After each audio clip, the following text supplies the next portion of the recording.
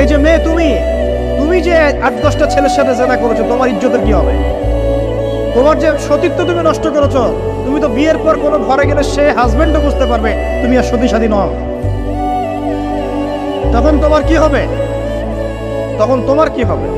আর এটা যে এত ভয়াবহ মহামারী আকার ধারণ করেছে না, অনেক ক্ষেত্রে দেখা যায় স্বামী অফিসে যাওয়ার সাথে সাথেই বয়ফ্রেন্ড বাসায় হাজির। এই যে বাক্সে বাক্সে বন্দি জীবন বললাম, বাক্সে বাক্সে বন্দি ফ্ল্যাটের ভিতরে তো ঢুকলে আর বোঝা যায় না ভিতরে কি হচ্ছে। কত ফ্ল্যাটে যে জেনা হয় এখন এই শহরে আল্লাহ ভালো জানে। এই ফ্ল্যাটের প্রত্যেকটা ইঞ্চি ইঞ্চি মাটি আল্লাহর কাছে সাক্ষী দিবে। যেখানে যে মাটিতে বসে অবিবাহিত যুবক যুবতী জেনা করেছে আর বিবাহিত যুবক যুবতীরা এবং এই স্বামী স্ত্রীরা জেনা করেছে, এর ইঞ্চি ইঞ্চি মাটি আল্লাহর কাছে কথা বলবে। এর ইঞ্চি ইঞ্চি মাটি আল্লাহর সামনে কথা বলবে। সেদিন তুহাদ্দিসু আখবারাহা, জমিন তার খবর বলবে আল্লাহর কাছে। জমিনের কোথায় কোন পাপ হয়েছে সব বলে দিবে। এই জমিনে এখানে দাঁড়িয়ে জেনা করেছে, ওইখানে দাঁড়িয়ে মদ খেয়েছে, ওইখানে কাউকে খুন করেছে, জমিন বলে দিবে। একটা কথা এখানে মাঝখানে বলে দেই, যারা অবিবাহিত যুবক যুবতী আছো, এই লেকচার তোমরা যারা শুনছো, তোমাদের মধ্যে কেউ যদি জেনা করে থাকো, অবিবাহিতর কথা বলছি, তোমাদের কাঁধের মধ্যে এখন 100 বেত্রাঘাতের শাস্তি ঝুলে আছে। সূরা নূরের 1 থেকে 3 নম্বর আয়াত পড়ে দেখবে, অবিবাহিত যুবক যুবতী যদি জেনা করে তাদের শাস্তি হচ্ছে 100 বেত্রাঘাত, তাও জনসমক্ষে, এবং এক বছরের জন্য নির্বাসন। এই বিধানগুলো যদি পৃথিবীর কোনো দেশেও না থাকে, আসমানে আছে। মরার সাথে সাথেই এই বিধান কার্যকর হবে ইনশাআল্লাহ। বাঁচার মধ্যে কি একটাই উপায় আছে। এই লেকচার কানে চলে গেছে, অনতিবিলম্বে ওযু করবে। ওযু করে খালেসভাবে রাতের শেষ রাতে জায়নামাজ বিছাবে। জায়নামাজ বিছিয়ে আল্লাহর সামনে দাঁড়িয়ে 2 রাকাত নামাজ পড়বে। পড়ে নিজের পাপের কথা স্মরণ করে চোখ দিয়ে দরদর করে পানি ফেলে দিবে। আল্লাহকে সেজদায় গিয়ে বলবে, আল্লাহ আমি জেনা করেছি, আমাকে মাফ করে দাও। আমার এই পাপের কথা কেউ জানে না, তুমি জানো, মাফ করে দাও। এই মাফ নেওয়ার পরে আবার ওই যার সাথে করেছেন ওর সাথে আবার লিঙ্ক আপ করার চেষ্টা করেন। আসো আমরা জেনা করেছিলাম, আসো বিয়ে করে নেই। এটা সলিউশন না। জেনা করেছেন, আগে তওবা করে ফিরে আসতে হবে, তারপরে পুরো জীবন ইসলামিক লাইফ লিড করতে হবে। আল্লাহ যদি দেখেন যে হ্যাঁ আপনি ঠিকঠাক তওবা করে আল্লাহর কথা চলছেন, আল্লাহ তখন আপনাকে নেককার স্ত্রী দিবে ইনশাআল্লাহ। এই একমাত্র রাস্তা যুবকদের জন্য এবং যুবতীদের জন্যও। যুবকরা না হলে পার পেয়ে যেতে পারে, কারণ একটা কথা সমাজে প্রচলিত আছে না, যে ছেলে মানুষের ইজ্জত তো সহজে যায় না, গোপন হয়ে গেছে, কেউ জানে না, আল্লাহ মাফ করে দিয়েছেন, সে হয়তো পার পেয়ে গেল। কিন্তু এই যে মেয়ে, তুমি যে 8-10টা ছেলের সাথে জেনা করেছো, তোমার ইজ্জতের কি হবে? তোমার যে সতীত্ব তুমি নষ্ট করেছো। তুমি তো বিয়ের পর কোনো ঘরে গেলে সে হাজবেন্ডও বুঝতে পারবে তুমি আর সতী সাথী নও। তখন তোমার কি হবে? বিবাহিত যারা আছে, এই যে দেবর আর ভাবি, এই যে শালি আর দুলা ভাই, মধুর সম্পর্ক না এগুলা? দাঁড়াও, এগুলো মধুর সম্পর্ক। দেখা যায় সুবহানাল্লাহ, এই যে আমার এখানে ফোন আছে না, আমাদের অফিসিয়াল পেজ আছে। অফিসিয়াল পেজে যত প্রশ্ন আসে দেখি ম্যাক্সিমাম জেনা কেন্দ্রিক, ব্যভিচার কেন্দ্রিক, পরকীয়া কেন্দ্রিক। একজন প্রশ্ন করেছে যে দুলা ভাইয়ের চরিত্র এত খারাপ ছিল, আর ওই মেয়ের বয়স তখন কম ছিল, 13 বছর বয়স। 13 বছর বয়সের মেয়ের দিকে সে চোখ দিয়েছে। যাকে বিয়ে করেছে তার সাথে তো সম্পর্ক আছেই, যাকে বিয়ে করেছে ওর সাথে তো সম্পর্ক আছে। তারপরে আপনার শালীর সাথে সম্পর্ক।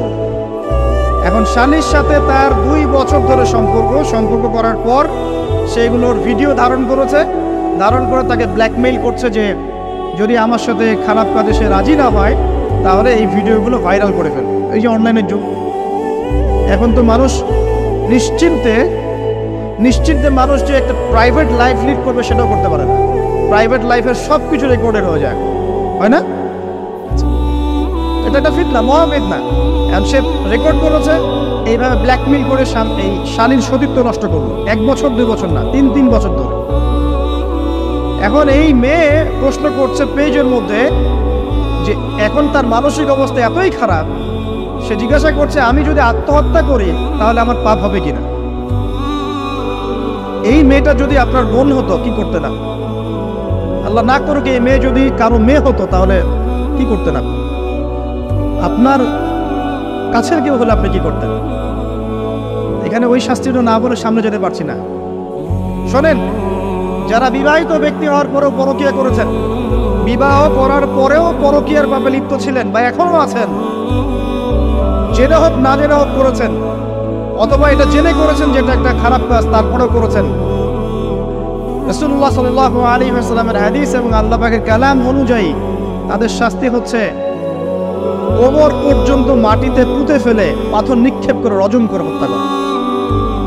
ইসলামিক যদি কোনো রাষ্ট্র থাকতো বা এটা যদি হতো, বা এটা যদি ইমামুল মাহদির যুগ হতো বা ওমর রাদিয়াল্লাহু আনহুর যুগ হতো, তাহলে এই শাস্তির বাইরে আপনি চলতে পারতেন না, যদি এটা প্রমাণ হতো।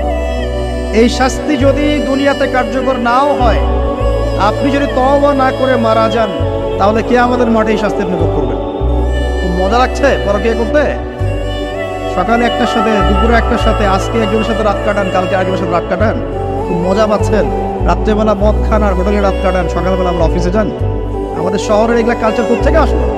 এই শহরকে পবিত্র করবে কে এবং এই শহরের আসল রূপগুলো স্পষ্ট করবে কারা? খুব মজা পাচ্ছেন এগুলোতে। সুবহানাল্লাহ। একটা বিষয় বুঝাই, ইসলামে কেসাস আছে। কেসাস মনে করেন আমাকে কেউ হত্যা করেছে, আপনি তাকে হত্যা করতে পারবেন। মনে করেন আপনি কাউকে হত্যা করেছেন, ঠিক আমাদের লজের মধ্যে কেউ যদি কাউকে হত্যা করে তাকে ফাঁসি দেওয়া হয় না, এরকমই কেউ যদি কাউকে হত্যা করে, ইসলামের বিধান কেসাস করা, মানে হাতের বদলে হাত, চোখের বদলে চোখ, কানের বদলে কান, নাকের বদলে নাক, জানের বদলে জান, যদি প্রমাণ হয়। কিন্তু এখানেও হত্যাকারীর বাঁচার সুযোগ আছে। কিরকম? মনে করেন আপনি আমার পরিবারের কাউকে হত্যা করেছেন, আল্লাহ না করুন। এখন আপনি এসে আমাকে ক্ষমা চাচ্ছেন যে আমার ভুল হয়ে গেছে, আমি মুক্তিপণ রক্তপণ দিব, আমাকে মাফ করে দেন। এখন আমাদের পরিবারকে আপনাকে বললো ঠিক আছে আপনাকে মাফ করে দিলাম, আপনার কেসাস করার দরকার নেই, আপনি রক্তপণ দিয়ে দেন, তাহলে আপনি বেঁচে থাকার সুযোগ পেলেন। কথা বুঝতে পারছেন? একটা হচ্ছে মুরতাদ। মনে করেন কেউ ইসলামের কিছু বিষয় অস্বীকার করেছে, তাকে জেলখানায় বন্দি করে রাখা হবে, সুযোগ দেওয়া হবে যে আপনি কি এগুলো জেনে শুনে বলেছেন নাকি এর উপর অটল থাকবেন না ফিরে আসবেন।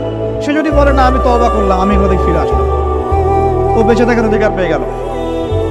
কিন্তু বিবাহিত ব্যক্তি যারা ব্যভিচার করেছে, বিবাহিত ছেলে বা মেয়ে ব্যভিচার করেছে, তওবা করে যদি ফিরেও আসে, রজমের শাস্তি থেকে বাঁচার কোনো সুযোগ নেই।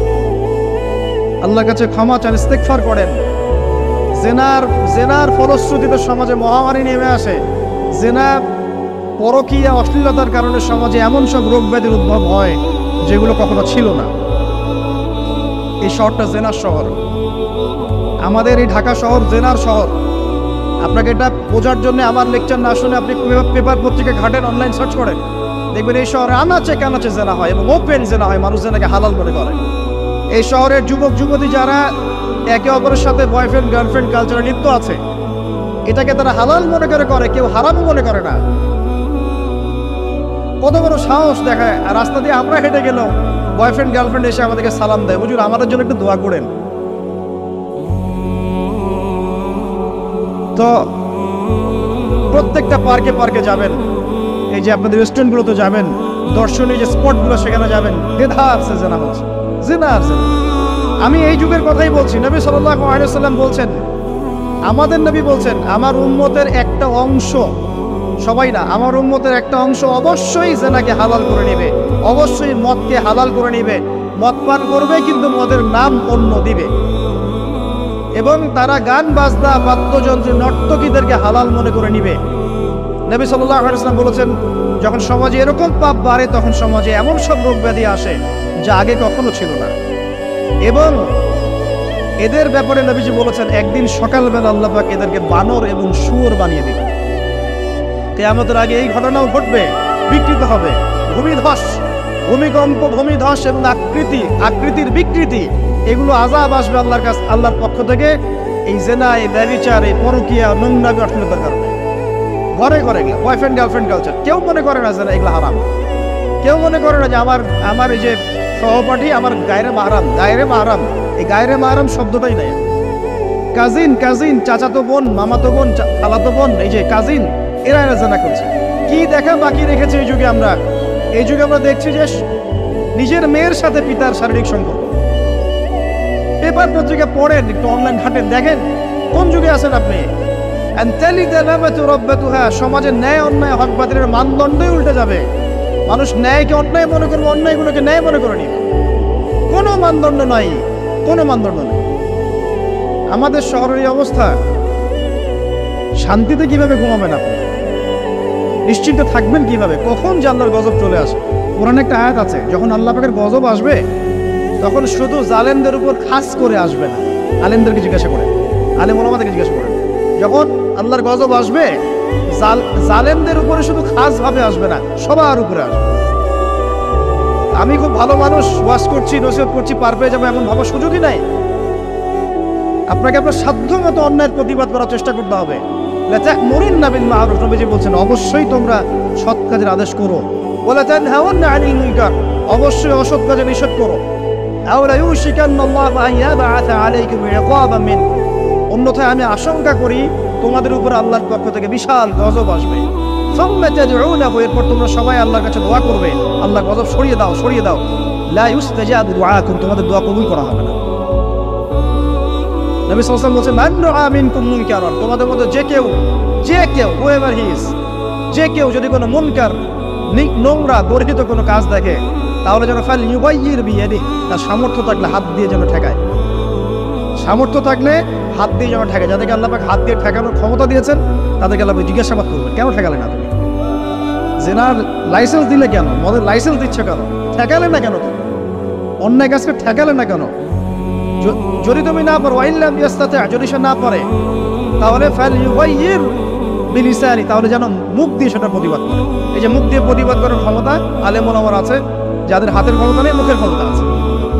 সেটাও যদি না পারো, ওয়াইল্লাম ইয়াস্তাতি, সেটাতেও যদি সে সক্ষম না হয়, ফাবিকলবি, তাহলে যেন অন্তর দিয়ে ঘৃণাটা পর্যন্ত করে। ফাবিযালিকা আদআফুল ঈমান, এটা হচ্ছে ঈমানের সবচেয়ে নিকৃষ্ট একটা অবস্থা, সর্বনিম্ন অবস্থা। এর নিচে ঈমানের কোনো অবস্থাই নাই। তার মানে অন্যায় দেখে আমাদের যাদের মনে কোনো ফিলিংসই কাজ করছে না, তার মানে আমাদের ঈমান নাই। আসলে সহজ কথা, ঈমানের সেই তেজ নাই আমাদের মধ্যে। আসুন, একটা ব্যাখ্যা এটাও হতে পারে সমাজে ন্যায় অন্যায় হক বাতিলের মানদণ্ড উল্টে যাবে।